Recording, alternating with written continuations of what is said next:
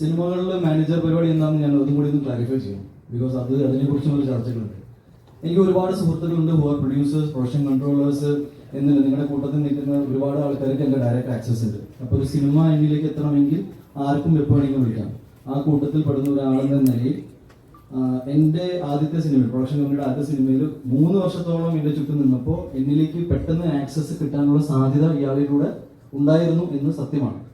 എന്നാൽ അയാളെ ഞാൻ അവൻ്റെ ഓൾറെഡി എൻ്റെ ഫേസ്ബുക്ക് പോസ്റ്റിൽ മെൻഷൻ ചെയ്തിട്ടുണ്ട്. അങ്ങനെ ഒരു ഞങ്ങൾ തമ്മിൽ ഒരു അന്തർധാര അല്ലെങ്കിൽ ഒരു ധാരണ ഓൺ പേപ്പർ ഉണ്ടായിട്ടില്ല. ബിക്കോസ് ലെറ്റ്സ് സിനിമയിൽ വളരെ പ്രോമിനൻ്റ് ആയ ഒരു പ്രൊഡ്യൂസറും പ്രൊഡക്ഷൻ മാനേജറും എക്സിക്യൂട്ടീവ് കൺട്രോൾ ആയി നിൽക്കുന്ന ഒരു, നിങ്ങൾക്ക് എല്ലാവർക്കും നമ്മുടെ വളരെ പ്രിയപ്പെട്ട ബാദുഷായിരുന്നു. പുള്ളി നമുക്ക് കുറേ പ്രൊജക്റ്റുകൾ കൊണ്ടുവരുന്നുണ്ട്. അപ്പോൾ എനിക്ക് ഒരിക്കലും പുള്ളിനെ എൻ്റെ മാനേജറായിട്ട് കൂട്ടാൻ പറ്റില്ല. പുള്ളി ഇതില്ല. ഞാനത് എക്സാംപ്ലിഫൈ ചെയ്യണം, വാട്ട് ഇസ് ദ സിറ്റുവേഷൻ. അല്ലാതെ എന്നെ ചലഞ്ച് ചെയ്യാൻ പറയില്ല. ഞാൻ അതിൻ്റെ ഒരു മലയാള സിനിമയിൽ ഇത് നടക്കുന്ന അതിൻ്റെ പ്രോട്ടോകോൾ. എനിവേസ് ഞാൻ ഈ പറഞ്ഞ ദിവസം ഇയാളെ കാണാൻ പോകുമ്പോൾ വളരെ യാദർശികമായിട്ട് അവിടെ വേറൊരു ഞങ്ങളുടെ കോമൺ ഫ്രണ്ടായ സുഹൃത്ത് അവിടെ ഉണ്ടായി. ഇയാളുമായിട്ട് നിങ്ങൾ ഇന്നലെ ഒരു വീഡിയോ സർക്കുലേറ്റ് ചെയ്ത് കണ്ടു കാണുമെന്ന് വിചാരിക്കുന്നു.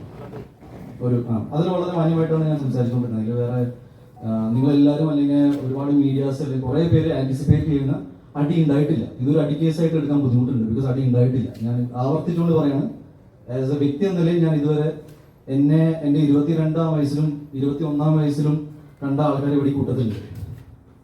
ചേട്ടാ, നമ്മൾ ആദ്യം പരിചയപ്പെടുമ്പോൾ എനിക്ക് 21 വയസ്സാണ്. ഇന്നിപ്പോൾ എനിക്ക് 38 ഞാൻ പറഞ്ഞൊന്നും ഞാൻ നുണ പറയാറില്ല. മാത്രമല്ല, എനിക്ക് ചെയ്ത കാര്യങ്ങൾ സമ്മതിക്കാനും മടിയില്ല. അന്ന് ഉണ്ടായ കാര്യങ്ങൾ ഇത്രയേ ഉള്ളൂ. ഇയാൾ വരുന്നു, ഞാൻ ഒന്നുകൂടി റിപ്പീറ്റ് ചെയ്യാം, ഇയാൾ വരുന്നു. പുള്ളി ചെയ്ത കാര്യങ്ങൾ നമുക്ക് പുറക്കാൻ പറ്റാത്ത കാര്യങ്ങളായതുകൊണ്ട് ഒരു സുഹൃത്ത് എന്ന നിലയിൽ എനിക്ക് അറിയണമെന്നുണ്ടായിരുന്നു എന്ത് അവസ്ഥയിലാണ് ഇയാൾ ഇത്രയും മോശപ്പെട്ട കാര്യങ്ങൾ നമ്മളെക്കുറിച്ച് സംസാരിക്കുന്നത്. എൻ്റെ സുഹൃത്തായ മറ്റു ഡയറക്ടർ പറഞ്ഞു ഇയാൾ ഓൾറെഡി അപ്പോളജറ്റിക് ആണെന്ന്. ഒരു ഹീറ്റഡ് ആർഗ്യുമെന്റിന്റെ ഭാഗമായിട്ട് ഇയാളോട് കൂളിംഗ് ക്ലാസ് എന്ന് വെച്ചാൽ, ഞാനിപ്പോൾ ഇവിടെ നിങ്ങളോട് മുന്നിൽ കൂളിംഗ് ക്ലാസ് ഇരുന്ന് സംസാരിച്ചു കഴിഞ്ഞാൽ you will feel insulted. Because ഞാനൊരു സീരിയസ് കാര്യം സംസാരിക്കാൻ വരികയാണ്. നിങ്ങൾ ആ സൈക്കോളജിക്കൽ സാധനം മനസ്സിലാക്കുമെന്ന് ഞാൻ വിചാരിക്കുന്നു. എനിവേസ്, ഒരു ഹീറ്റഡ് ആർഗ്യുമെന്റ് ഞാൻ ഈ കൂളിംഗ് ക്ലാസ് വലിച്ചെറിഞ്ഞു. സത്യമാണ്. പുള്ളി പേടിച്ചിട്ട് കുറച്ച് നേരത്തിന് കരഞ്ഞിട്ട് പുള്ളി മാപ്പ് പറഞ്ഞു പോയി. ആ കൂട്ടത്തിൽ അവിടെ ഉണ്ടായ ഞങ്ങളുടെ വളരെ കോമൺ ആയ ഒരാൾ, പുള്ളിക്ക് ഈ വിഷയം എന്താണെന്ന് പുള്ളി അറിയാത്ത ഒരാളാണ്. അത് പോലീസിൻ്റെ അടുത്ത് മൊഴി പറഞ്ഞിട്ടുണ്ട്. പുള്ളി പറഞ്ഞ മൊഴിയിൽ ഞാൻ മനസ്സിലാക്കുന്നത് സത്യസന്ധമായിട്ട് പറഞ്ഞ കാര്യങ്ങളാണ്. ഒരു കുറ്റം ഇയാളുടെ ഭാഗത്തു നിന്നായിട്ടുണ്ട്. അത് പുള്ളി സമ്മതിച്ചു. അത് ഉണ്ണിയോട് ഞാൻ ആകെ ചോദിച്ചത് ഒരു റിട്ടേൺ അപ്പോളജിയാണ്. എന്താണെന്ന് വെച്ചാൽ ഇതിലുണ്ടായ പ്രോബ്ലംസ് എല്ലാം എനിക്ക് ഭാവിയിൽ ബുദ്ധിമുട്ടുണ്ടാക്കുന്ന പ്രോബ്ലംസാണ്. അപ്പോൾ എന്നെ ഇതിൽ നിന്ന് ഒഴിവാക്കി തരണം എന്ന് മാത്രമാണ് പറഞ്ഞത്. മാത്രമല്ല, ഇനി അങ്ങോട്ട് നമുക്ക് മുന്നോട്ട് ഒരുമിച്ച് വർക്ക് ചെയ്യാൻ പറ്റില്ല. ബിക്കോസ് ഒരു ടെക്നീഷ്യൻ ലെവലിൽ മാത്രമല്ല, ഒരു വ്യക്തി എന്ന നിലയിൽ എനിക്ക് പുള്ളിയോടൊപ്പം വർക്ക് ചെയ്യാൻ ബുദ്ധിമുട്ടാണ്. എന്നാൽ ഇതൊരു പബ്ലിക് ഡൊമൈനിൽ പോയിട്ട് പുള്ളിനെ ഡിഫെയിം ചെയ്യാനോ മറ്റൊരു കാര്യം ചെയ്യാനോ നമ്മൾ നിൽക്കുന്നുണ്ടായിരുന്നു. ബിക്കോസ് ഞങ്ങളെല്ലാവരും സുഹൃത്തുക്കളാണ് ആയിരുന്നു എന്ന് പറയാം. ഒരു വൈകുന്നേരം ആയപ്പോഴേക്കും ഇതിൽ വളരെ ബുദ്ധിമുട്ടുണ്ടാക്കുന്ന കാര്യം എന്ന് വെച്ചാൽ, ഒരുപാട് പേര് എന്നെ വ്യക്തിപരമായിട്ട് അറിയുന്ന ഒരുപാട് പേര് ഈ ഇഷ്യൂ മറിച്ചിട്ട് വേറെ കൂടി കാര്യം പറയാം. ഓൾറെഡി ഒരു ഫീമെയിൽ സിനി ആർട്ടിസ്റ്റിനെ കുറിച്ച് പറഞ്ഞു കഴിഞ്ഞു. ഓൾറെഡി എനിക്ക് തോന്നുന്നു ഒരു 2-3 മാസം മുന്നേ തന്നെ വളരെ പോപ്പുലറായ വേറെ ഫീമെയിൽ സിനി ആർട്ടിസ്റ്റ് ഫെഫ്കെയോ എവിടെയോ ഒരു കംപ്ലൈൻറ്റ് ഇയാൾക്കെതിരെ ഉണ്ട്. ഇതൊരു റിപ്പീറ്റഡ് ഒഫൻസ് ആണ്. എന്ന് വെച്ചാൽ ഞാൻ പറഞ്ഞു വന്നത്, ഫേസ് വാല്യൂവിൽ ഒരാൾ പറഞ്ഞ കാര്യങ്ങൾ, ദാറ്റ് ഈസ് എൻ്റെ അടുത്ത സുഹൃത്തായ ടോയിനോടെ പേര് പറഞ്ഞിട്ട് ഞാൻ ഇയാളുടെ സിനിമയെ മോശപ്പെട്ട രീതിയിൽ സംസാരിച്ച് അടിച്ചു എന്ന് പറഞ്ഞു. ഇത് കംപ്ലീറ്റ്ലി ഒറിജിനൽ ഇഷ്യൂന്ന് ട്രാക്ഷൻ മാറ്റാൻ വേണ്ടി മാത്രം ഉണ്ടാക്കിയ ഒരു കഥയാണ്.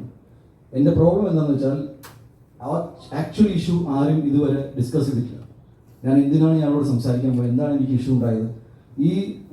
എനിക്ക് തോന്നുന്നു ഞാൻ ഒരാളുമായിട്ട് വഴക്കുണ്ടാക്കുന്നതിൽ ഒരു ന്യൂസ് വാല്യൂ ഇല്ലാത്തതുകൊണ്ട് ഡെഫിനറ്റ്ലി ഒരു 2 താരങ്ങൾ തമ്മിൽ ഫൈറ്റ് ഉണ്ടാക്കി കഴിഞ്ഞാൽ കുറച്ചും കൂടി രസകരമായിരിക്കും. ഞാൻ മനസ്സിലാക്കിയത് ഇയാൾക്ക് ഏതെങ്കിലും രീതിയിൽ നമുക്ക് ലീഗലി ഫൈറ്റ് ചെയ്യണം, അല്ലെങ്കിൽ ഈ സോഷ്യൽ മീഡിയയിൽ ഇരുന്നിട്ട് എൻ്റെ വ്യക്തി ജീവിതത്തെക്കുറിച്ചും എൻ്റെ മാനസികാവസ്ഥയെക്കുറിച്ചും എൻ്റെ സിനിമാ ജീവിതത്തെക്കുറിച്ചും ഞാൻ വ്യക്തിയെക്കുറിച്ചും ഇങ്ങനെ നോൺ സ്റ്റോപ്പ് ഡിഫെയിം ചെയ്യാനുള്ള കാര്യങ്ങൾ എന്താണെന്ന് എനിക്ക് മനസ്സിലായിട്ടില്ല.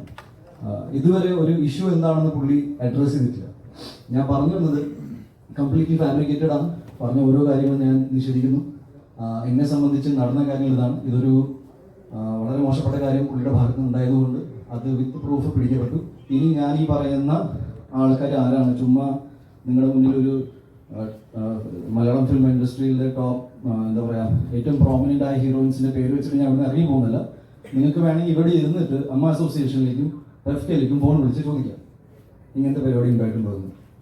ഞാൻ ഇപ്പോഴും പറയാണ്, you can cross check right now.